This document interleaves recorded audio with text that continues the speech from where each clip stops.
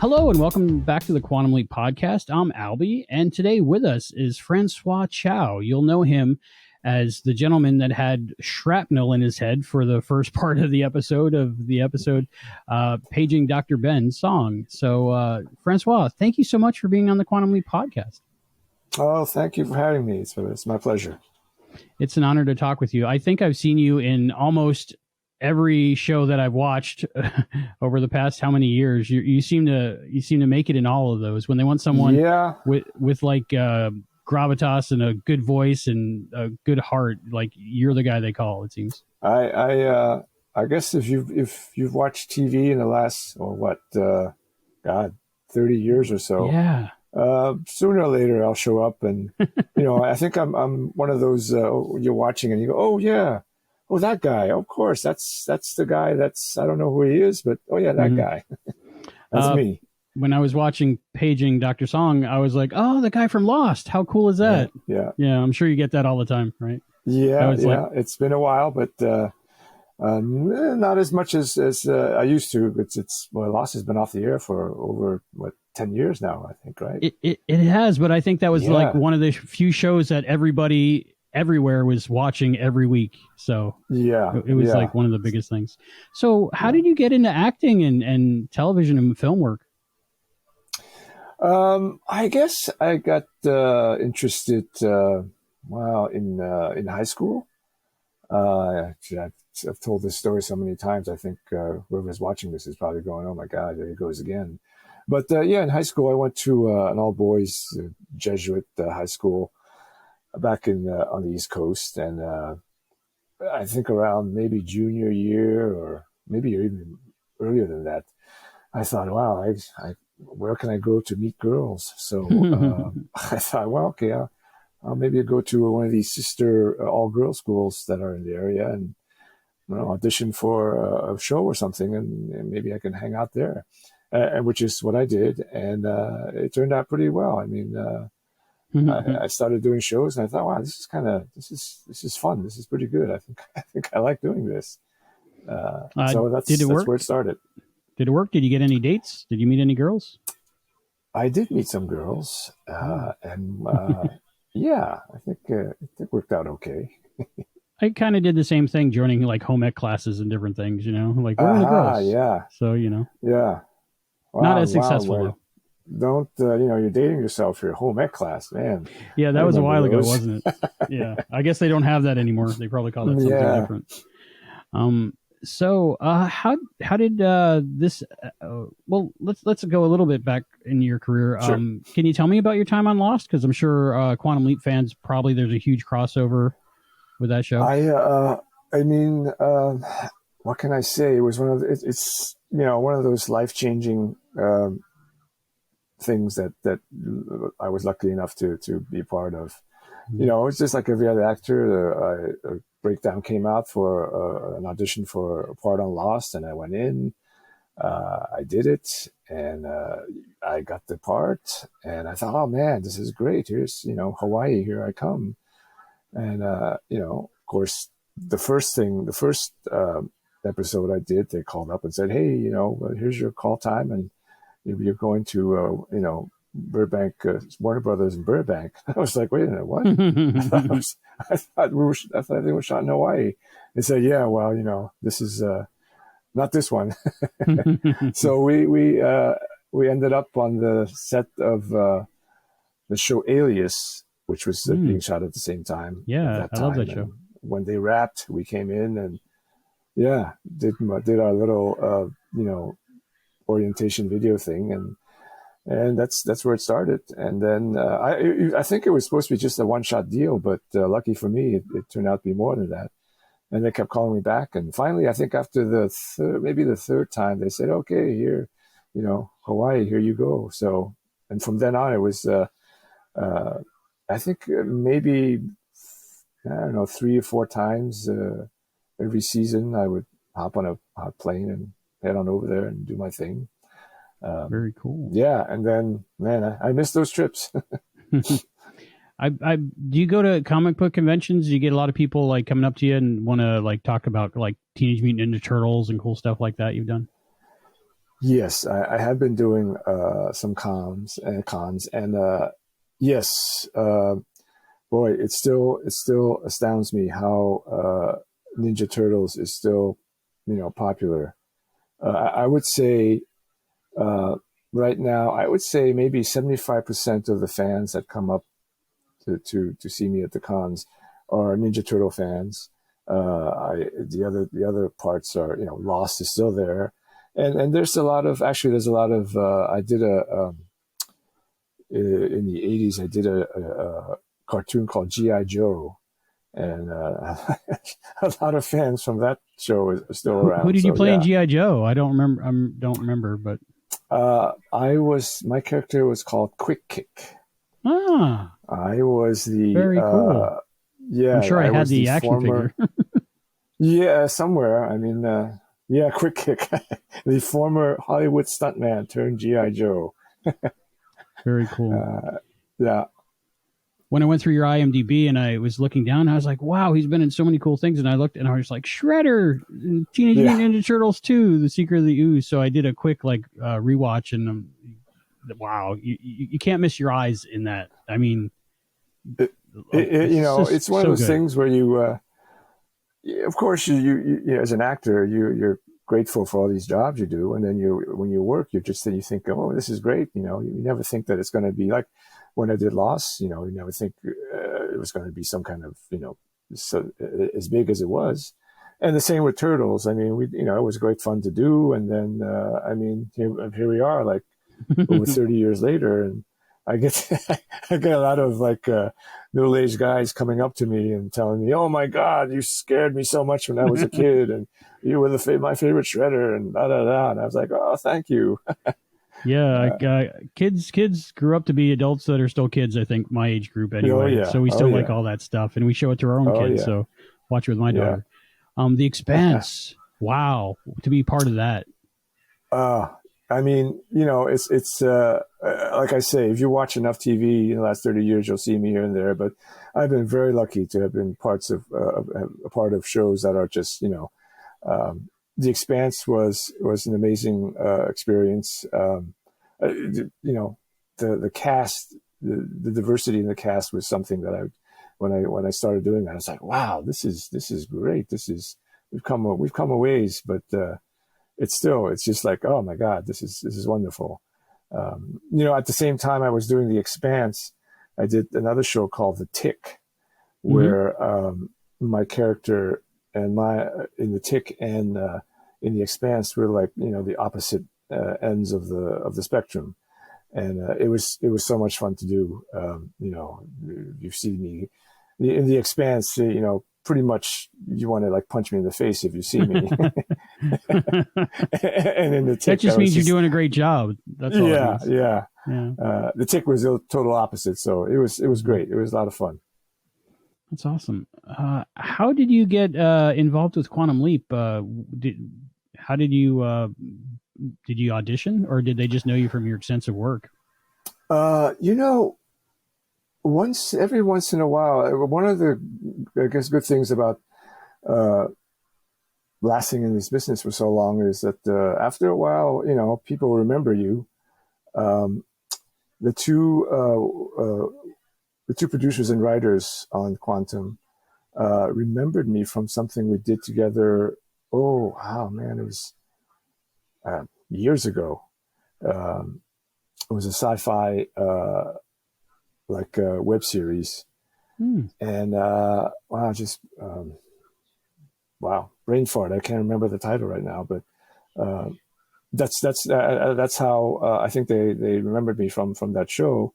And every once in a while, it's great when they call you up and say, "Hey, do you want to do this?" As opposed to you have to audition with everybody else, right? Mm-hmm. So yeah, I think I presented my self tape for Quantum Leap, and it turned out okay. Yeah, you were so amazing in this episode. I mean, a lot of the emotional parts of the episode are involving you and the story with Right, you and your wife and right, everything like that. right. What was it like on set and working with the cast and the producers, director? Uh, you know, um, it was I would say there wasn't like anything. I've worked on a lot of different sets, and most of them have been wonderful experiences. This was one of them where um, the cast was great. I got to work with one of my friends, Somali, who was played my wife a couple of times in things like in past shows. And I have to say, the best part of working on this Quantum Leap is that, and I still kind of get choked up when I think about it, is that, like I say, I've been in this business for a long time. And it really makes my heart sing that I was able to be on a show where the number one on the call list is an Asian American artist, and the show itself, the lead is an Asian American actor, and it doesn't have anything to do with him being an Asian American. In the 80s and 90s, when I used to do all these episodics, where of course every show had its what do you call it, Chinatown episode. Mm-hmm. So that's when we all got to work, and a lot of work. I was like, oh my God, I've played a lot of drug lords and mm-hmm. so forth through those years, mm-hmm. and to finally get to a point where something like this can happen is amazing to me. He's such a good lead actor too. I mean, he's wonderful. He's so he's like. And I watched the old show. Mm-hmm. It was a big favorite of mine. Yeah, me too. And this came on, and I thought, let's check it out. And it's really well done. It's really, I thought, they kind of kept the old formula, but mm-hmm. they've expanded it. I really like the crew left behind. Yeah, because in the old show you didn't see any of that. It was just very rarely. It was just Al and mm-hmm. Sam and whatever. But this is really it's like, hey, all right, this is great, this is good. Yeah, I hope they I was telling when I finished and I was leaving. I think I said to I forget who I said it to, but I said, hey, boy, I hope Ben doesn't get to leap home for another 10 seasons at least. That would be amazing. They got their season 2, so they've been picked up, so we're excited about that. That's great, yeah. I wanted to ask you a silly question. I noticed you had shrapnel sticking out of your head in this episode. What was the makeup process like for that? It was pretty fun. I mean, it was like, I'm trying to think of what... we came in and we started, the makeup person had a whole bunch of different things that they thought, here, let's put this on and see how it looks like. And so some of it didn't look like maybe a little bit too much. Some of it not enough. And we finally figured out, hey, that looks enough for somebody to go, oh, wait, what is that? kind of thing.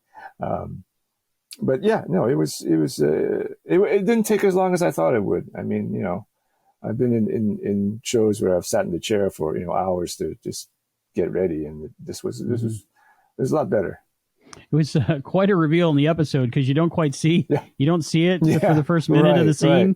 Right. So the character of Ben's not really worried about you until the doctor attending to you steps out of the way a little bit. It's like, oh, yeah, it's like, oh, I wasn't prepared for that. It looked pretty gnarly. Yeah, pretty gnarly. And the fact that it wasn't like I was writhing in pain kind of mm-hmm. thing. It was just like, oh, there's a guy sitting there and he's got this shrapnel sticking out of his head. And, this is, yeah. Which from my understanding is that's how it would probably most likely be in a lot of cases. So more people around you worried than the person themselves. Yeah.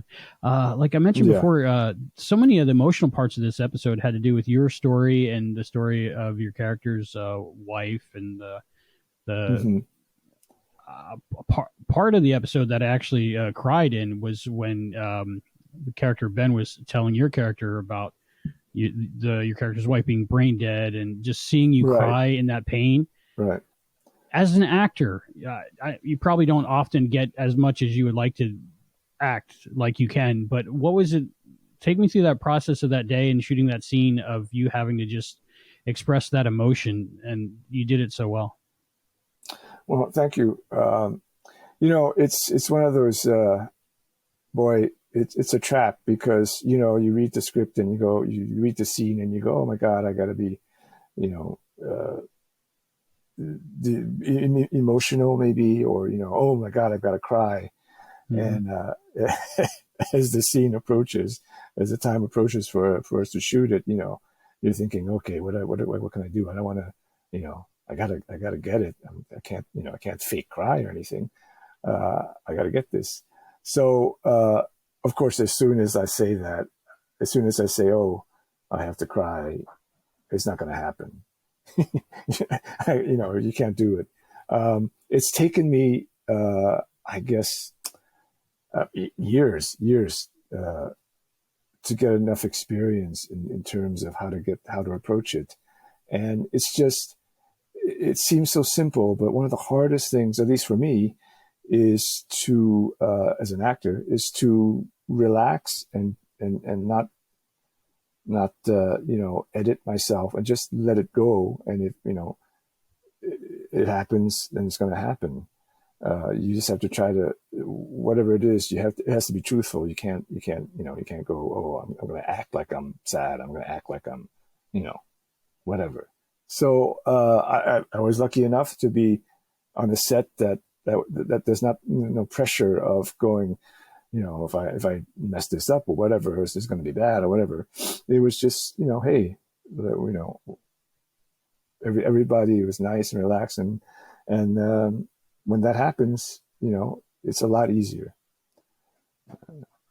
So yeah, it was something that I got to do that I usually don't get the chance to do in a lot of roles I play, where I'm like, mm-hmm. again, like the bad guy, and all mm-hmm. I do is order people around to go kill people and stuff mm-hmm. like that.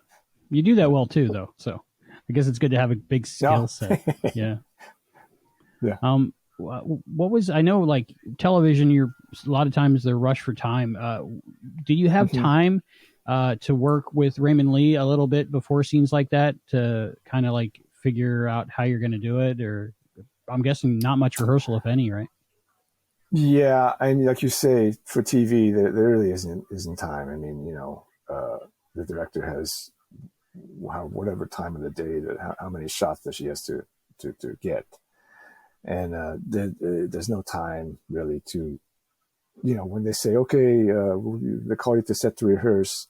The rehearsal is basically, for the technical stuff, for the camera, for the lighting, and pretty much. My experience on TV is that the actors are sort of left, on their own to do whatever whatever they have to do to get to the point where when we start shooting, it's all there. So yeah, I mean there's very talented people out there who have been doing this for a while, and you get to a point where you don't need to rehearse it. Like I mean, I used to do a lot of theater, and of course the luxury of that is, you get 3.5 weeks of rehearsal every day, and you come in and you work on the scenes, you work on the play, you work on all this stuff. Well, you don't get that with the TV stuff. So you bring all that with you, and you step on set, then you better be ready. Yeah, so yeah, it's I think the best way to describe it is the experience. The longer you do this, the more the easier, but just the more used to it you are, and it's not like a great big thing every time you have to try to do it. You can do it. The other actors who are professionals, we're all there for the same thing, and we all kind of depend on each other.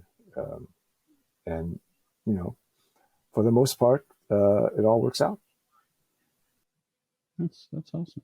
So Another silly question. Was it on a set or like in one of those old hospitals that are just used for like filming hospital dramas or something?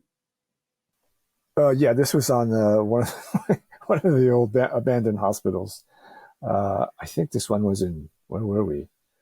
Um, Hawthorne. You know, I got the call sheet, and of course, a lot of the stuff is shot at the Universal, which is close to where I live. And I thought, hey, this hospital set, they must have sets there. It's going to be great. And then I got the sheet and it said Hawthorne. I thought, oh man. But hey, that's the way it goes. Was it an overall positive set?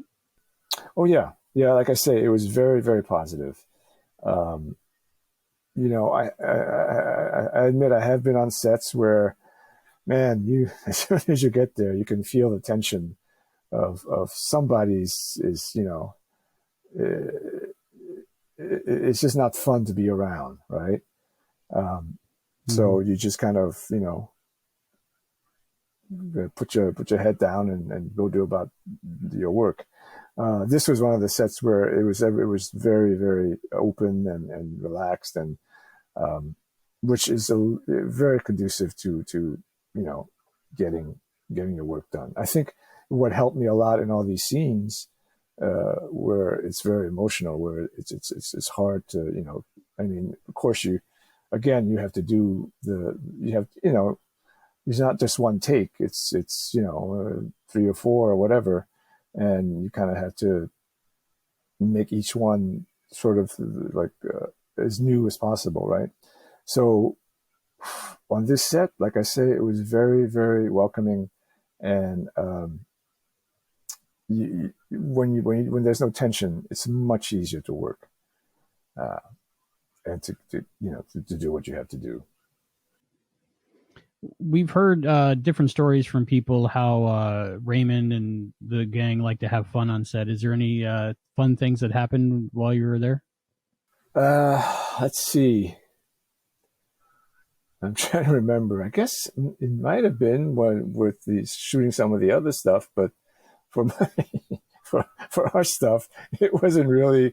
I'm not one of those. I mean, I've been on sets where it amazes me how some of these series stars or whatever, very, very experienced actors, they can be joking and laughing around with the crew and doing that, and then turn on a dime, and when they say action, they just do what they have to do. I'm unfortunately not one of those people. I think I can't do that. So I mean, I'm not actually I'm not a method where I have to be in go through this whole thing all the time I'm on set, but I like to just prepare for what's coming up. And unfortunately, or fortunately, the scenes are very, very emotional and hard to do. So I couldn't just be joking around and then all of a sudden go, oh my God, I got to go do this.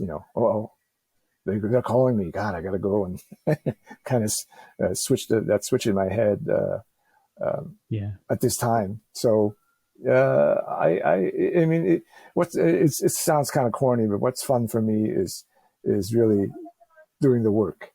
I go on when I do work on location and stuff. I get a chance to go to different cities, different countries, and my wife and my friends always say, "Yeah, you got to go out and you got these days off. Oh, great, you can go and do this and that and have fun and that."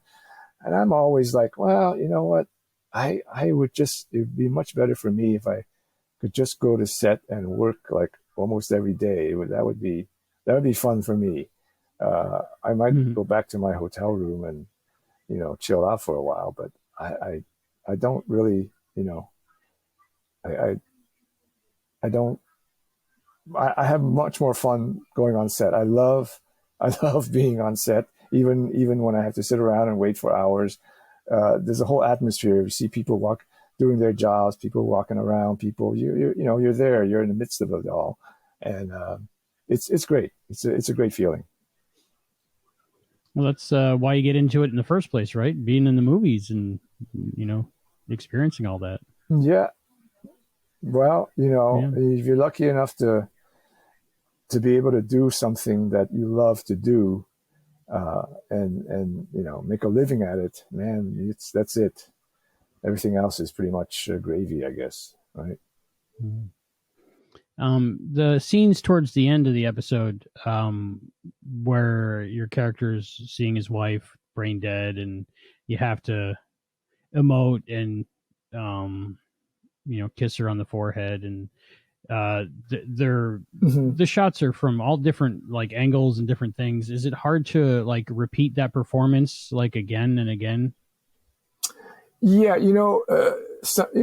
guess it's weird. Sometimes it is, and then sometimes it comes easily.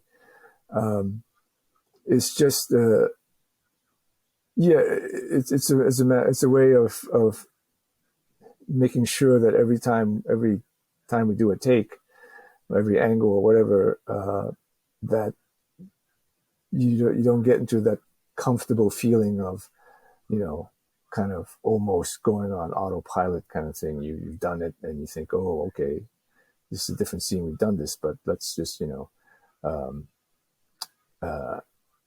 that's a very easy trap to fall into. And I have to admit, I have to work very hard not to fall into it. So I try to make sure that every time we do a take, it's like the first time. And sometimes you succeed and sometimes you don't. You succeeded. The episode came out really well. I was really blown away by it and very emotional. Did you get a chance to get to know the woman who played your character's wife? No. Again, that's one of those things where the woman who played my wife was, I believe, a background artist, because she didn't have that much to do, and I don't think she had any dialogue. So, and again, it's not like we have enough time to say, "Hey, nice to meet you." And I mean, basically, I said that as I came onto the set to rehearse the scene, and she's already all hooked up in the thing and lying there, and I'm like, "Oh my God, are you comfortable?" "Hi, I'm François. Nice to work with you," and that's about it. A lot of times, that's about as much time as you have. Like I say, I love being on set, and sometimes in between, when they're lighting or they're doing this and that, there's a little time where you can.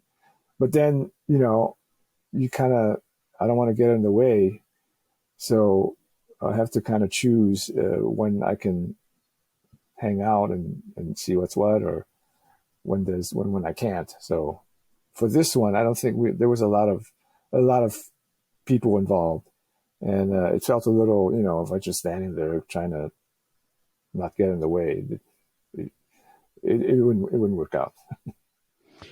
Being a fan of Quantum Leap, the original series, are you excited to watch your episode when it airs? Oh yeah, no, definitely. What's great these days is in the old days where I used to have to, hook up that VCR to record your show, your episode, or you got to make sure you set the timing right. And a lot of times you mess up, and that was it. That was your shot. You'd have to wait until, maybe the summer for the rerun. But here we are in the 21st century, and there's very little chance. My DVR is set to tape it, but at the same time, you can go to Peacock, and it's streaming there the next day, right? The day afterwards, usually. And there's you can a lot of places you can just say, "Hey, can you do an air check for me on this?" And it's there for you, So yeah, no, I'm excited to see how it turned out. Yeah, so far it's one of the best episodes, I think, of the season. So, and you were a big part of that. Good. So, we appreciate you coming on and talking to us about it, and we learned a lot. And thank you so much. Well, thank you for having me. I hope I didn't bore you too much with all my blabbing here, but Not at all. Sometimes, you start talking, and sometimes right in the middle of your sentence, you're thinking, I think I've said enough. I'm not sure how to I'm not sure how to stop, but I guess I better stop now. I enjoyed our time together. Thank you, Albie.